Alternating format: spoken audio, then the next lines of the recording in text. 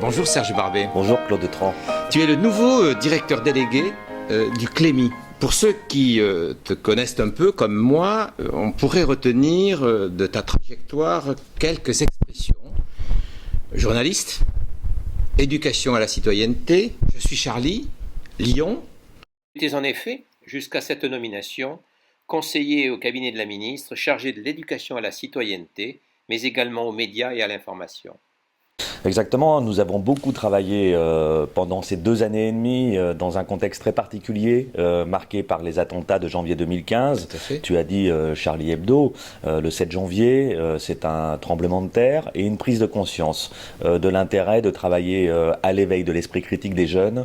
L'éducation aux médias et à l'information, évidemment, est au centre de cet enjeu.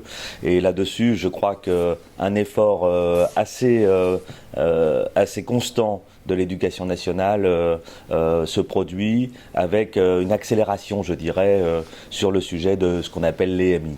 D'accord. Alors, on resitue bien sûr le Clémy dans le cadre plus global de Canopé. Un mot peut-être là-dessus pour qu'on soit plus précis, je dirais. Alors, le Clémy, le Centre pour l'éducation aux médias et à l'information, qui est un service de Réseau Canopé, anciennement CNDP, qui est un opérateur du ministère de l'Éducation nationale, qui travaille sur l'accompagnement, la création des ressources pédagogiques et la formation des enseignants. Il a un volet fort sur l'éducation à la citoyenneté et évidemment avec son service, le Clémy, pour l'éducation aux médias et à l'information. Et une très grande proximité avec les lycéens, avec les écoliers, avec les collégiens. Oui, de la maternelle à la terminale, je dirais, parce qu'aujourd'hui, du premier et du second degré, il y a des pratiques pédagogiques à l'œuvre dans le domaine de l'éducation aux médias et à l'information. Ça évolue en même temps que, effectivement, les pratiques évoluent. Le Clémy a édité il n'y a pas très longtemps, j'en profite pour le rappeler, un guide de la famille tout écran. On voit bien, effectivement, les segments d'âge et générationnels, les MI, les écrans concernent chaque tranche d'âge aujourd'hui et les problématiques d'usage de ces écrans, de ces contenus, se retrouvent dans chaque famille à tous les niveaux. Je suppose que tu as une feuille de route. Le Clémy a une feuille de route. Alors cette feuille de route s'inscrit dans un travail de refondation qui a d'abord été initié par l'opérateur auquel il appartient, le réseau Canopé. Cette feuille de route, elle est tracée, elle est stabilisée aujourd'hui. On a des objectifs précis. Il y a beaucoup de pain sur la planche, beaucoup de travail parce que l'EMI est en développement exponentiel.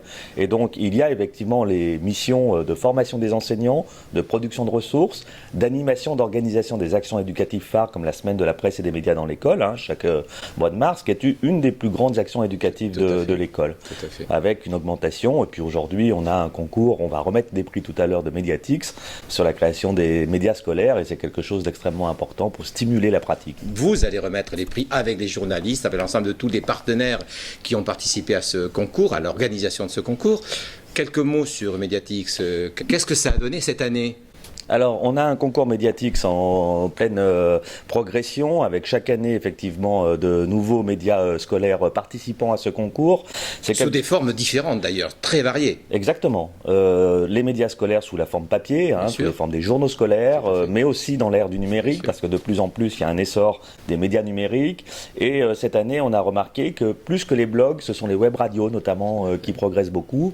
Et donc, effectivement, Mediatix, c'est quelque chose de fondamental. On a nos actions éducatives, et puis on a ces types de concours et de dispositifs qu'on déploie, il y en a d'autres, mais effectivement Mediatix est un des plus importants effectivement pour stimuler la pratique des médias scolaires avec les enseignants et les élèves. Et donc les chiffres cette année, ça donne quoi ? Cette année c'est une nette progression parce qu'on a plus de 813 médias scolaires qui ont participé, c'était 686 l'année dernière. Un accroissement chaque année quoi. Voilà, un vrai accroissement, un vrai intérêt et l'objectif c'est effectivement qu'on puisse continuer à développer ce concours. Et je veux insister sur un aspect important, c'est qu'on a réuni cette année avec Pascal Faméry qui était en charge d'organiser ce concours pour le Clémy, un jury assez exceptionnel présidé par Caroline Roux et je crois que c'est important aussi d'avoir des journalistes de cette qualité qui viennent nous épauler dans la valorisation de ce type d'initiative. Merci beaucoup. Je t'en prie, merci à toi.